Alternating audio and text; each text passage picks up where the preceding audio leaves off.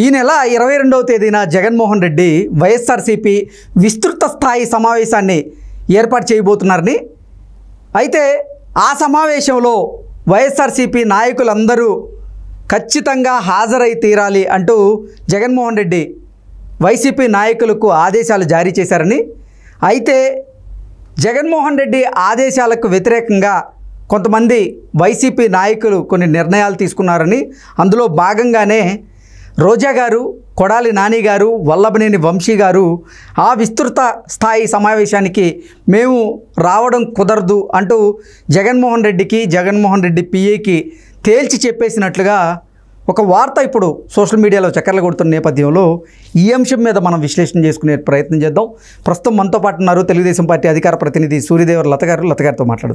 లత గారు నమస్తే అండి. నమస్తే. ఈ నెల 22వ తేదీన జగన్మోహన్ రెడ్డి వైఎస్ఆర్సీపీ విస్తృత స్థాయి సమావేశాన్ని ఏర్పాటు చేశారు.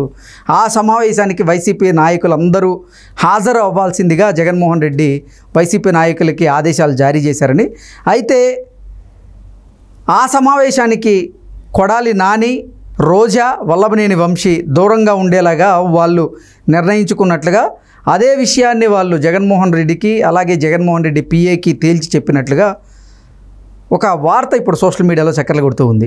ఏంటి నిజంగా వైఎస్ఆర్సీపీ విస్తృత స్థాయి సమావేశానికి రోజా గారు, కొడాలి నాని గారు, వల్లభనేని వంశీ గారు దూరంగా ఉండాలని భావించారా?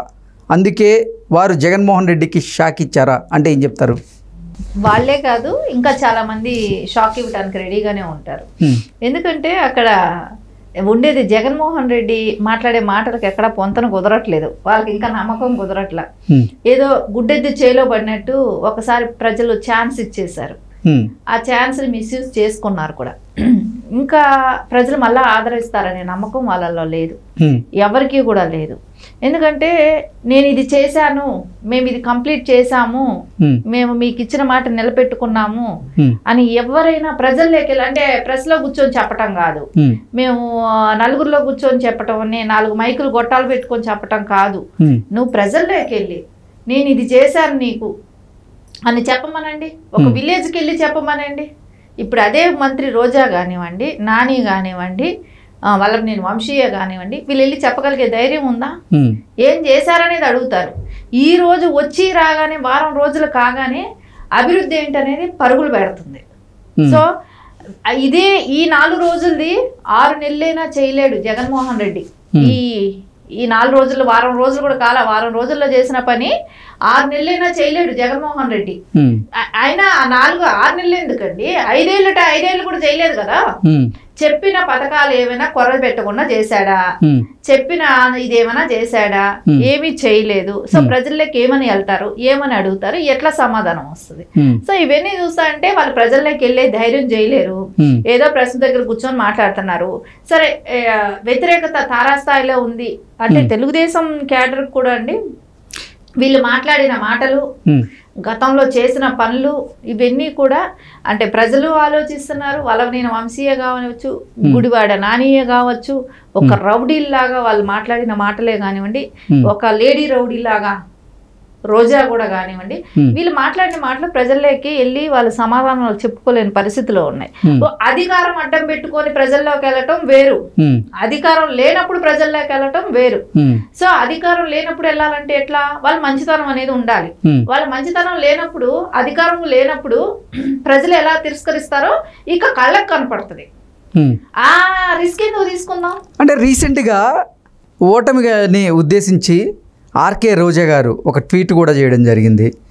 మనం మంచి చేసి ఓడిపోయాం, తలదించుకోవాల్సిన అవసరం లేదు, తలెత్తుకొని పోరాడదాం, తలెత్తుకొని సమాజంలో తిరుగుదాం అన్నట్లుగా ఆ అర్థం వచ్చేలాగా ఆవిడ ట్వీట్ చేసినటువంటి నేపథ్యంలో ఇప్పుడు అసలు వైఎస్ఆర్సీపీ విస్తృత స్థాయి సమావేశానికి రోజా గారు, కొడాలి నాని గారు, అలాగే వల్లభనేని వంశీ గారు వస్తున్నారా లేదా, డుమ్మా కొడుతున్నారా అంటే ఏం చెప్తారు?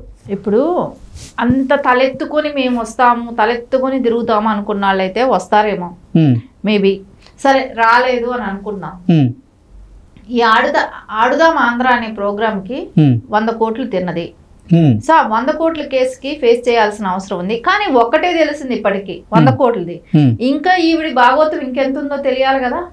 ఇవన్నీ తెలియాలంటే టైం టేకింగ్. వచ్చిన వారమే అయింది ప్రమాణ స్వీకారం చేసి, వీళ్ళందరి చరిత్ర ఒక్కొక్కటి బయట రావాల్సింది ఉంది.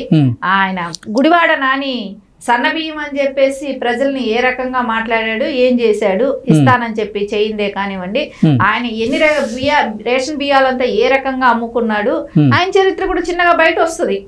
వచ్చే వరకు ఆగాలి కదా. సరే, అంటే ఆర్ధమాంధ్రలో 100 కోట్ల స్కామ్ జరిగింది అనేది ఆరోపణలు మాత్రమే, కానీ అది ఇంకా అసలు అంటే దాని మీద కేసు నమోదు అవ్వడం కానీ లేకపోతే దానికి సంబంధించినటువంటి సాక్ష్యాధారాలు బయటకు వచ్చిన దాఖలాలు అయితే లేవు కదా. సాక్ష్యాధారాలు కేసు పెట్టినప్పుడు అన్ని బయట వస్తాయి. కేసు పెట్టినప్పుడు అరెస్ట్ చేయాలనుకున్నప్పుడు అన్ని చూపెట్టే అరెస్ట్ చేస్తారు కదా. సో అవన్నీ అవుతాయి కదా. ఇప్పుడు 1 వీక్కే ఎన్ని పనులన్నీ చేస్తారు. వచ్చిన వారానికే బాబు గారు అయిన పోలవరం సంధించి ఇప్పుడే హోమ్ మినిస్టర్ కూడా ఛార్జ్ తీసుకొని ఇంకా 2 రోజులు కూడా కాలేదు. సో అవన్నీ స్టార్ట్ అవుతుంది 1 by 1.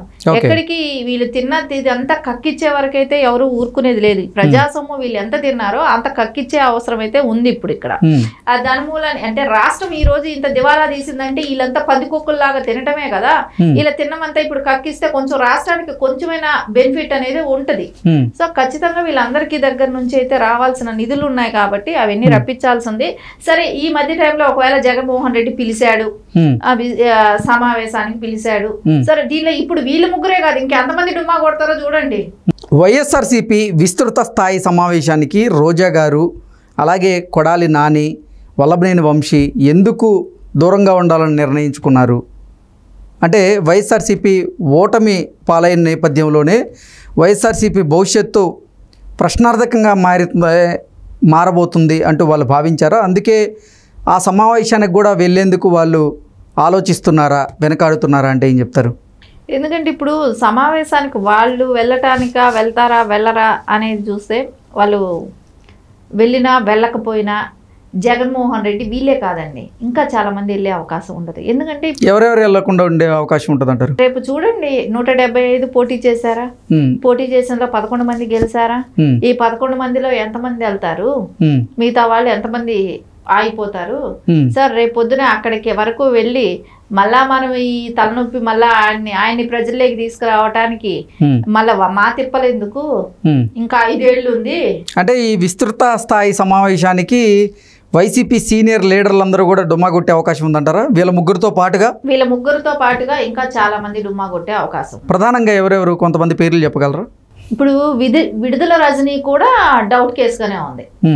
ఆవిడ ఆ పార్టీ ఈ పార్టీ అని పక్క చూపులు చూస్తోంది. సో బీజేపీలో తీర్థం పుచ్చుకుందామని వెయిట్ చేస్తా ఉంది. సరే, ఆవిడ బీజేపీకి వెళ్ళిపోతుందా, ఆడ ఒకవేళ అవకాశం రాకపోతే అంటే మొదటి రోజు వెళ్ళి కలిసింది, మళ్ళా తర్వాత నాకు అక్కడ ఉన్న మెయిన్ నాయకుడే నాకు ద్రోహం చేశాడు అని అంటుంది.